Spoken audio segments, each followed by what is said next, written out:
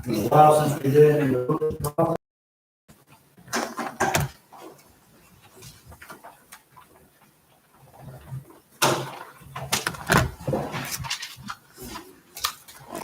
But it's a familiar friend.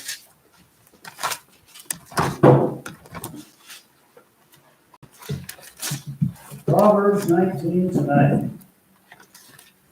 So, where we go. Been preaching through the book of Proverbs in this church since we started off and on Wednesday nights.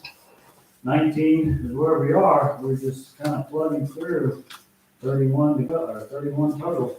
So we're making good progress in 10 years. Not too bad. We're talking about the first three verses today. Let me just focus in on these three and get you to think about it. And look for connectivity. Connectivity is something we don't often think about in Proverbs. We think, oh, they're just, individual, isolated ideas that are there for wisdom purposes. But sometimes, more often than not, there is some sinew between these bones, and they are connected. So we look here at verse 1 of chapter 19. Better is the poor that walketh in his integrity than he that is perverse in his lips and is a fool.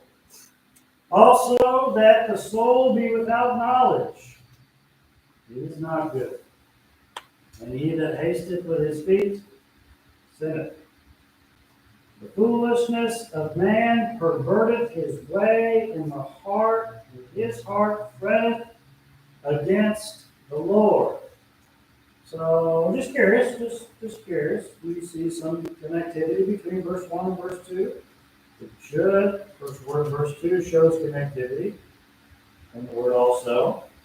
And then you also see connectivity between verse 1 and verse 3 with the word fool and foolishness. So this is all connected. It's kind of giving us some deep thinking in the area, in the doctrine of, if there is a doctrine of, the doctrine of foolishness, or the doctrine of wisdom. If there is a doctrine of wisdom, then there's definitely a doctrine of foolishness, and we can make that case. So let's start with the first one, and just kind of work our way through this tonight, and then our time will be done. I like how it starts in verse number 1, the word better. The word better simply means good. That's all it means. It's good. And Solomon has a lot of better songs. To start off with the word better, sometimes, most often, you'll see them start off a proverb. And verse 1 of chapter 17 says, better is a dry morsel, and the quietness therewith. And over in the book of Ecclesiastes, he probably has about 15 better proverbs over there. And it'd be good to line them all up and to look at them, because they are something that you can just take to the bank. Really, anything you see in the Bible, you can take to the bank. And these better than songs are as well. Now, this one kind of challenges our thinking a little bit. Better is the poor that walketh in his integrity than he that is perverse in his lips and is a fool. Now, you see the contrast here. You have one side, here's a poor man who has integrity, and here is a fool who is perverse in his speech. Okay? Now kind of put these on two sides and weigh the balance. Which one would you rather be? When we look at this, which is better, to be poor and honest, or to be dishonest and disgusting in speech? When you say it, which is better, I think we could all say, well, it's better to be poor. I see that. But when you ask the question, which is worse? Well, what do you mean by worse? Which one will be harder to deal with? Unfortunately, being a poor person, I don't know if you have any experience with poverty. I say all the time, people in America don't really. In a lot of ways, some of us grow up poor, or less off, or better off. Some are better off than others. But, do we really know what it means to be poor? How would you handle it if you were homeless? How would you handle it if you were homeless? Some of us don't know what that's like. Now, we can identify with being perverse in our speech. I think we've all been there before. I think we've all struggled with that. And what that means is perverse is distorted. We distort our speech from time to time. It can mean false. We know what it's like to lie. It can mean crooked. Usually when we think of the word perverse or perverted, we often think of it in a locker room talk kind of way. It's more than that. It's more than that. Anything that takes what God has made and twists it is perverse. Anything. Anything that counterfeits truth is considered perverted. Okay? Again, you have to think of the word perverted. Oh, that's only this sort of speech. No, it's anything that's distorted, crooked, or dishonest. Dishonest. Which is better, to be poor and honest, or, as I like to say it here, to be impoverished with integrity, or to be dishonest in your speech? Well, if you look at Proverbs 19:22, he makes the case later on. If he says the desire of a man is kindness, but the poor man, there's that word again, is better than a liar. I think that's true. But which one would you rather be? Which one would you like to find out if it's better to be poor? Because that's kind of a loaded thing. Like I said, we go down to Lighthouse Mission every month. Could you imagine living there? Could you imagine having no other choice but to spend the night there and eat there? How desperate would you be? Now, all of us have wonderful blessings in our life. Even some of us have family. There's all sorts of safeguards to prevent us from ending up there. But imagine yourself there for a moment. Which would be better? To be at the Lighthouse Mission and to have your integrity, or to be perverse and dishonest in our speech? It kind of makes you question it a little bit. Like, well, I mean, I know it's right versus wrong, but is it better? Better. And it kind of challenges our thinking a little bit. Well, would I rather? That's not what it's asking. This verse does not say that the contrasting perverse man is rich here, but it is implied. Look back at Proverbs 15:16 for a moment. It doesn't say he's a rich man, but it's kind of implying that he has he's well off a little bit, because it's not saying he's poor. So it's almost like it's saying, would you rather be poor and right with God, or rich and not right with God? And while it's not exactly saying that, there are other verses that do make that connection. Proverbs 15:16 says, "Better is a little fear with fear of the Lord." Little meaning little in substance. Better is little with the fear of the Lord than great treasure and trouble therewith. Proverbs 28:6 says, "Better is the poor that walketh in his uprightness than he that is perverse in his ways, though he be rich." Look back over there. Just look at Proverbs 28:6. I mean, it spells it out nicely there. And I know I just read it there. It makes the connection. Better is the poor that walketh in his uprightness than he that is perverse in his ways, though he be rich. It is better to have nothing and be right with God than to have everything and not right with God. Do you believe that? It is better off. Now, which is more common? To find a poor person with a perverse mouth, or to find a poor person with integrity? You know, when you go down to said Lighthouse Mission, how many people of integrity would you think would be there? Now, I've spent a lot of time there, and I've taught a lot of classes at the Lighthouse Mission, and I would say there are people of integrity down there, but they're not the majority. Some people are there, and God is trying to wake them up. Some people are there, and God has already woken them up, and they are trying to be better. Just because you are poor doesn't mean you're necessarily going to be right with God. Although there is the gateway to become right with God, and I find it very interesting that the word integrity here in the book of Proverbs, chapter 19, verse 1, in one of its definitions is completeness, one of its definitions is innocence, and one of the definitions of integrity is prosperity. Which is kind of interesting because in the definition of the word integrity is the map out of the poverty. Sometimes you think, well, the way out of poverty is more money. No, the way out of poverty is integrity. And that's the way out of all of our problems that God tries to use to humble us.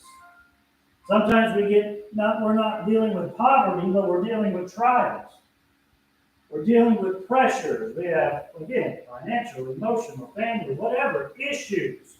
How do I get through that? With integrity. That is the way out of any problem, to be right with the Lord consistently, faithfully. Not just right when everybody's watching, but right when only God is watching. That's integrity.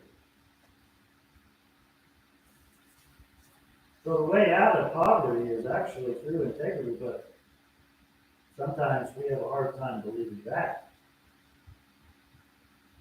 It takes faith to believe that if I just walk with God and do the right thing, that everything's going to work out, because we're tempted just to take things into our own hands. But the poor person is tempted to steal. The poor person may be tempted to create shortcuts. The poor person may be tempted to lie to get out of the poverty. And you can kind of understand that. They're tempted to be perverse. But the way out of it is to do what is right. So, the dishonest and disgusting tongue, are also called the perverse in his lips, is synonymous with the word here in verse 1.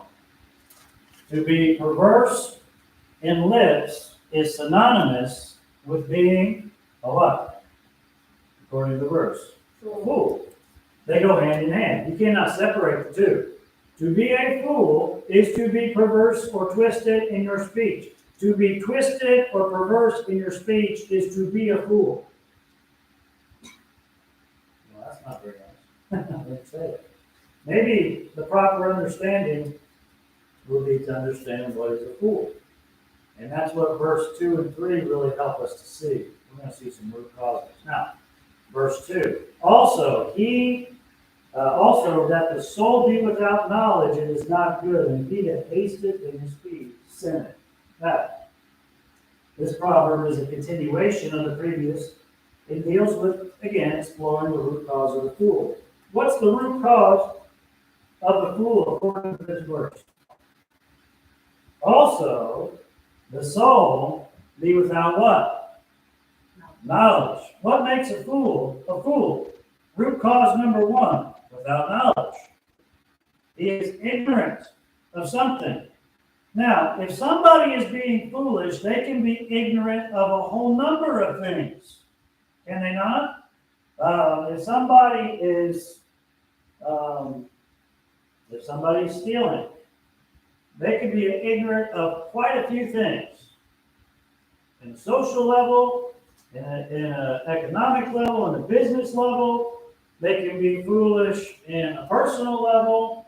They can be foolish, obviously, in a spiritual way when it comes to God. Now, when it's talking about foolishness here, and this soul be without knowledge or without cunning or without unawares, where do you think it's referring to the lack of knowledge is residing? In what area? And it always goes back to a lack of knowledge of who God is and what he's trying to accomplish. Now think about it. If somebody is speaking perverse, they are distorting the truth. If they are twisting it, if they are twisting any sort of word, if you will, they are without knowledge according to maybe yes the person, maybe yes themselves, but ultimately they are against God. So let's take an anger situation. Okay, let's talk about dehumanization. That's a word that we use a lot today. Okay, so dehumanization. What does that mean? It's when you take somebody's humanity and you bring it down to that of something that is non-human or an animalistic. Right. So let's say somebody is talking to you in a way that's dehumanizing. They are talking down to you in a very nasty way. They are not treating you right at all. They are dehumanizing you, if you will. They are cutting you down. So the Bible says, number 1, that's foolish of them to do that. because they're twisting who you are. Number two, it's without knowledge. Without knowledge about what? Now, if I say so and so is just an animal, now while they may describe them, and I may treat them like one, let's say I don't have a good cause to say that.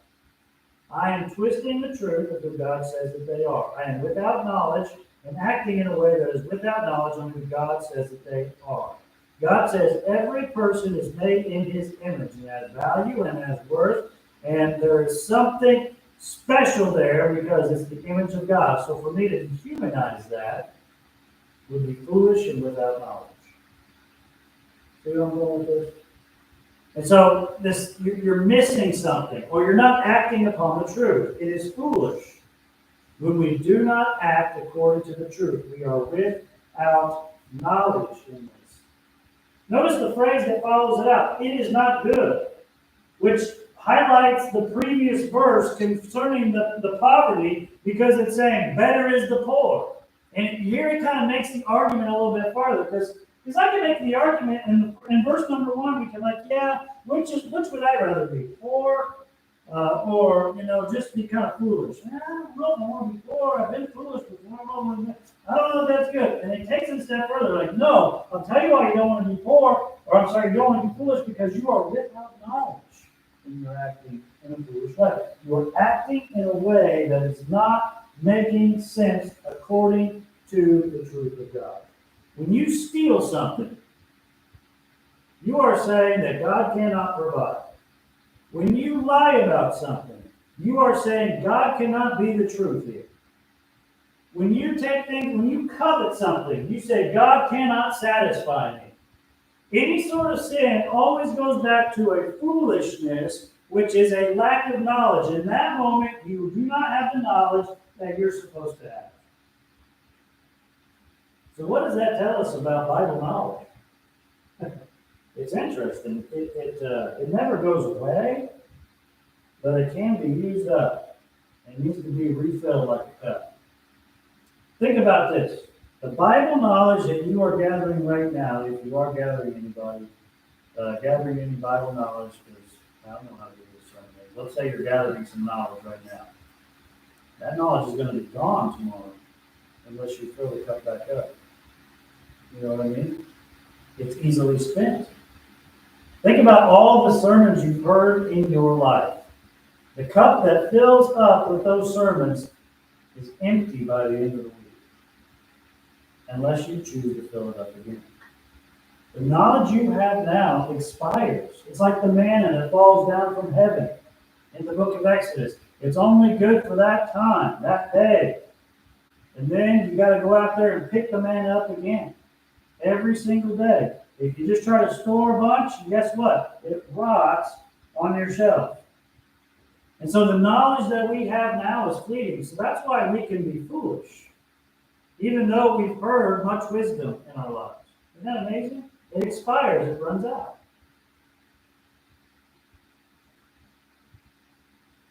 Now, do you think the second half of this verse in verse 2, the second half is connected with independent to these verses, where it says, and he that hasteth with his feet sinneth? Do you think that's connected, or do you think that's independent? Well, it's connected, obviously. It always is, especially in the verse. There's always a connection within the verse. So I know we're tempted to think, well, this is just kind of a separate thing. Okay, so if it's connected, then what does being hasty with our feet have to do with being foolish? Is there a connection there? The word hasted means to press, to hurry, to withdraw. Is there a way that foolish speaking and foolish actions are connected? And they are always connected. If you find somebody who has foolish speaking, you're going to find somebody that has foolish actions. Always connect. You cannot separate the two. Nobody can say, I just say bad things. I don't do bad things. Nobody can say that. If you say bad things, guess what? You do bad things. It goes hand in hand. You cannot separate it. Well, I only do bad things. I never say bad. No. You always see the connection between foolish speaking and foolish living. In fact, it is established in Proverbs chapter 1 in the sinner's profile. Can I take you back there for a second? Proverbs 1. In Proverbs chapter 1, and really the rudimentary, the fundamental proverb, the one that kind of sets the foundation for all of the proverbs, we see this connection made between foolish speaking and foolish living. If you look at verse 10, it says, "My son, if sinners entice thee, consent thou not." And then he goes on from verse 11 all the way to verse 19 to talk about what may or may not happen if you hang out with sinners. Verse 11 says they're going to come. They say, "Come with us." They're going to tempt you, and they're going to say, "Let us lay wait for blood. Let us lurk privily or privately for the innocent without cause." Let's take advantage of people. That's what sinners do when they get together. "Let us swallow them up alive in the grave, as whole as those that go down in the pit. We shall find all the precious substance. We shall fill all of our houses with spoil. Cast in thy lot among us, and let us all have one purse." Now you may say, "Well, I mean, if some sinners get together, I mean, they're not going to hurt somebody, are they?" That seems kind of far-fetched. It's not so far-fetched. You go down and hang out with some bad dudes, and some bad dudes may be planning to hurt somebody that's innocent, or take advantage of somebody that's innocent. It's not uncommon. It's not that so far removed from where we are. It's closer than we think. We think, "Oh, that's people way over there." It's not that far away. It's just not. This stuff happens all the time in this town and in other towns. People say, "Let's get together and see who we can take advantage of to better ourselves," quote unquote. It says in verse 15, "My son, walk not thou in the way with them, refrain thy foot from their path. Why? For their feet run to evil and make haste," there's that word, "to shed blood." Okay, we may say, "Well, my feet have never made haste to shed blood before," but our feet may have, and very probably have, made haste to do evil.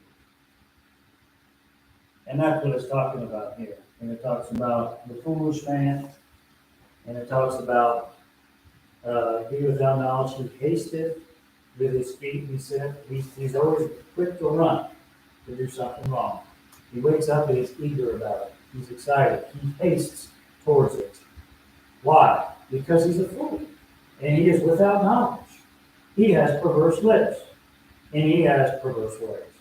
Verse 3 of Proverbs 19, as we finish, "The foolishness of man perverteth his way."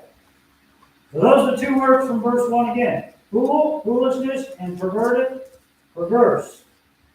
"And his heart fretteth against the Lord." Root cause number 1 was the fool is without knowledge, is because he does what he does, because he is without knowledge. Root cause number 2, man's foolishness and lack of knowledge pervert him. He is perverted by his lack of knowledge. So it's not just his lack of knowledge is all by itself. It literally perverts him. The word perverted here is a little bit different. It has the word which means to wrench. Now, you know what a wrench is, right? The word to wrench means what the wrench does. What does the wrench do? Well, it pulls. It twists. To wrench something means to violently pull or suddenly twist. The foolish man, he is violently pulled about and violently, suddenly twisted his way, in the way of overthrowing or subverting. And then the root cause number 3. And it really all boils down to this. Why does the fool do what he does? His heart fretteth against the Lord. Whether he knows it or not, he is fighting against the Lord. The word fretteth means to boil. Like what you do with your eggs in the morning. To boil. Or if you're going to make some ramen noodles, green ramen, you're going to boil some water.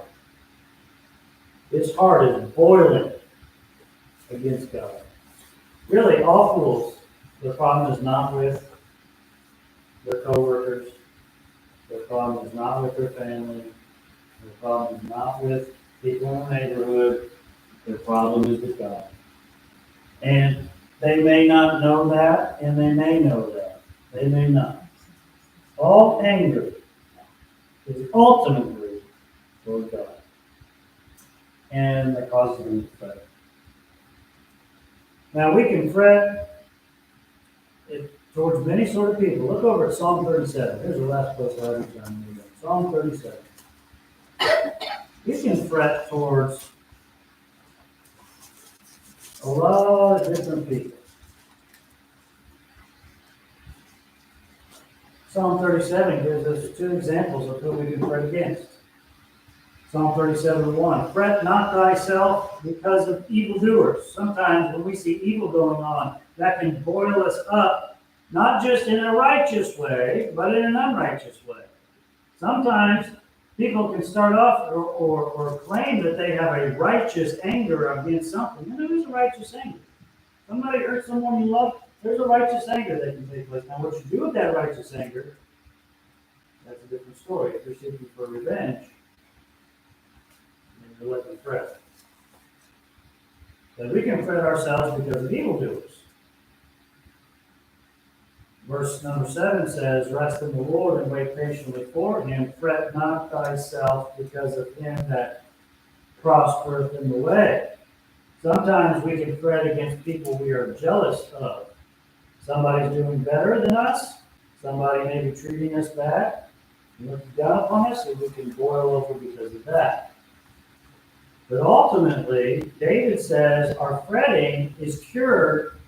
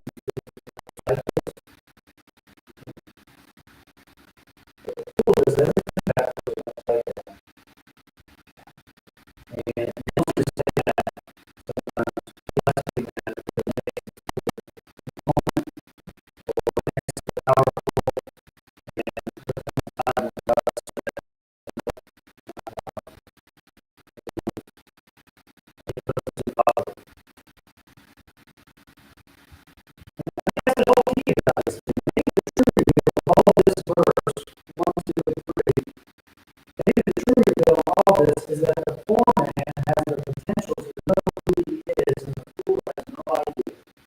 And maybe the fool just needs to be humble. And if the fool is humble, maybe he can learn in his poverty to walk in integrity and avoid and learn lessons about the things of himself. Don't be a fool. That's what they do in the Bible every day. God wants you to be wise. If you're angry about something, if somebody's making you mad,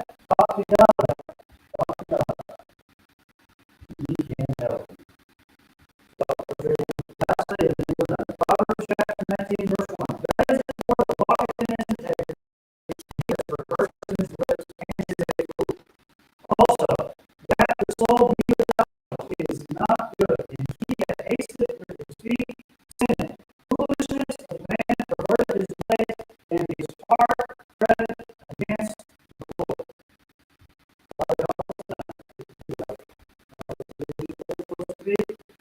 Lord, continuously will daily by you, that we may be wise and help those. If there is foolishness in our land, if there is wickedness for the souls and deceit in our thinking, speech, and actions, I pray that you allow